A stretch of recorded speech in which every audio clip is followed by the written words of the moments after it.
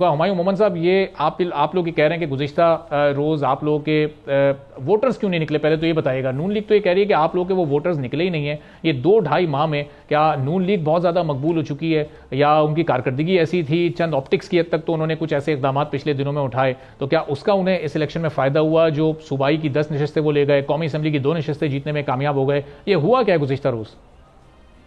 बिस्मिल्लाहिर्रहमानिर्रहीम या का नाबुदो या का नस्तईन। देखिए, जो मुझे समझ आती है, अगर आप देखें कितने आपके एंकर्स थे जो बता रहे थे सरगोदा पता नहीं किन किन जगहों पे, जहाँ पे आपको जो सहाफ़ी थे जब वो कवर करने गए चीज़ों को, तो उनको निकाल दिया गया, उनको रोक दिया गया, उनको भगा दिया गया। आपने देखा है कि बाज़ जगहों पे मेरे ख्याल में 149 या 145 था, कहाँ पे था, 149 था, जहाँ पे वो आपको फॉर्म 45 पहले से साइन करदा मिले थे। आपने देखा बाज़ जगहों पे वो नज़र आ रहे थे कि पहले से ठप्पे लगे हुए थे। ये सारी चीज़ें इसलिए थी कि, और ये याद रखें कि ये इलेक्शन कमीशन इनके साथ शुरू से इसलिए मिला हुआ था, तभी तो जो इलेक्ट्रॉनिक वोटिंग मशीन है वो इसीलिए उन लोगों ने नहीं की थी, क्योंकि इन लोगों ने पूरा धांधली का प्लान किया था। अब ये जो हुआ है, मेरी नज़र में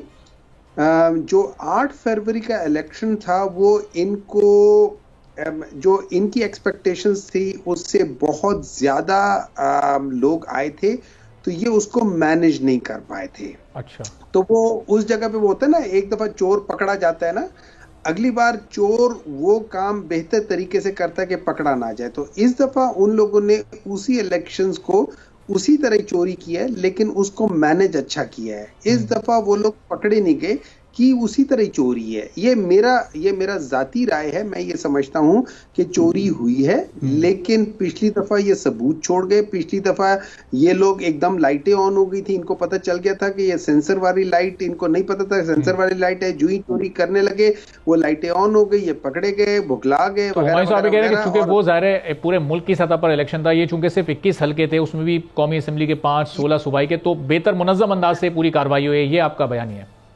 मुनज़्ज़म तरीके से चोरी हुई है, डकैती हुई है। अच्छा, तो अब ये बताएं कि अब ज़ाहिर है ये इलेक्शन तो हो गए, इसके रिजल्ट भी अब सामने आ गए। अब 8 फरवरी की तरह ये भी आप लोग के लिए एक्सेप्टेबल नहीं है। अब इसके खिलाफ भी आप लोग इलेक्शन कमीशन जाएंगे, ट्रिब्यूनल जाएंगे, फिर वहां पर वो एक अपना मखसूस टाइम होता है, वो सिलसिला चलता रहता है। मैं आपको बताता हूँ, हम लोगों ने तकरीबन 65 नेशनल असेंबलीज हम ट्रिब्यूनल में गए हुए, और 145 या 150 प्रोविंशियल असेंबलीज के रिजल्ट्स के ऊपर हम ट्रिब्यूनल गए हुए हैं। ट्रिब्यूनल हमारे ना तो हमें एंटरटेन कर रही है, ना वो कोई वो क्या कह सकते हैं अटेस्टेड कॉपीज हमें दे रही है कि क्या हुआ है क्या नहीं हुआ। किसी लिहाज से इलेक्शन कमीशन हमें इधर दौड़ाता है, ट्रिब्यूनल हमें उधर दौड़ाते हैं। ये पूरा सिस्टम, मतलब ये याद रखें, ये पूरा सिस्टम एक किस्म का जो है ना, ये आपस में कोऑर्डिनेटेड चोरी कर रहा है। तो भाई साहब, ये ट्रिब्यूनल्स और इलेक्शन कमीशन आप कह रहे हैं कि आपको इधर उधर दौड़ा रहा है, भगा रहा है, लेकिन हुकूमत आपको बुला रही है अपने पास। अभी कायरा साहब आपसे चंद लम्हों पहले मेरे साथ मौजूद थे, वो कह रहे थे कि हमने तो कई बारहा ऑफर की है पाकिस्तान तहरीक इंसाफ को, दीगर अपोजिशन जमातों को, कि हमारे साथ आएँ, असेंबली में बैठें, लेजिस्लेशन हमारे साथ मिलकर करें। हमें भी तहफ़्फ़ुज़ात हैं इस इलेक्शन के सिस्टम पर, और इन तमाम खामियों को हम दूर करना चाहते हैं। तो असेंबली में जाकर लेजिस्लेशन की तरफ आप लोग क्यों तवज्जो नहीं देते? हुकूमत बनाने की भी ऑफर उन्होंने आपको की थी 8 फरवरी के बाद। सर जी, कायरा साहब, with due respect, he is a wonderful man, ठीक है। उन्हें कहें कि इस वक्त जितने भी लॉज हैं ना इलेक्शंस के लिहाज से, वो सारे उसी जगह पे हैं। उसमें लॉज बनाने की जरूरत नहीं है, उन लॉज के ऊपर इम्प्लीमेंटेशन की बात है। नंबर 2, आप प्लीज हमें ना बुलाएं, आप पहले जो चीजें गलत हुई हैं उनको ठीक कर दें। आप जो हमारे खिलाफ जो पॉलिटिकल केसेस हैं, उनमें अपने जो प्रोसिक्यूटर्स हैं उनको कहें कि जब हमारे जिनको बेल मिल रही हो, तो वो लोग या आपकी जो हुकूमत है उनके ऊपर वो MPO3 जो भी होता है उसके लिहाज से वो उनको दोबारा अरेस्ट ना करें, उनको बेल दे दे। उनके जो केसेस हैं वो जरूर मेरिट पे जाने दें, उसको मत रोकें, उनको ना खत्म करें, केसेस को ना खत्म करें, लेकिन हमारे जो लोग हैं अंदर हैं, खासतौर पे खवातीन, खासतौर पे बीमार लोग, उनको बाहर करें।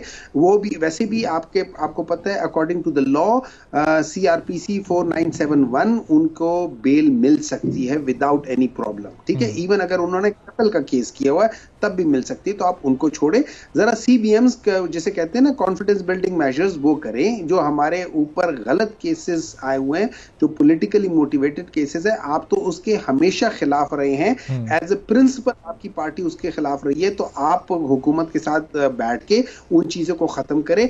फिर हमें पता चले कि आप सीरियस हैं। एक तरफ हमारे ऊपर आप एक केस करते हैं, जो ही हमें वहां से बेल मिलती है आप दूसरी तरीके से हमें अंदर कर देते हैं। आप लोगों ने देखा हुआ है कि वो 2 खवातीन और कितने ऐसे लोग हैं कि जिनके ऊपर 15 मिनट के अंदर अंदर उनके ऊपर 5-5, 6-6 शहरों में 15 मिनट के अंदर अंदर 6-6 शहरों में उन लोगों ने सारी तोड़फोड़ की है। इस किस्म की चीजों से आप इज्तनाब करें, इन चीजों को खत्म करें, उसके बाद आके हमसे बात करें, हम बात करने को तैयार है। लेकिन ये बताना, आप सिर्फ एक बताने के लिए कि जब हम बात करने को तैयार हैं और पीछे से आप छुरा घोंपते जा रहे हैं, पीछे से आप वो टिपिकली जो होता है ना, वो बगल में छुरी और मुंह में राम राम, वो बात ना करें।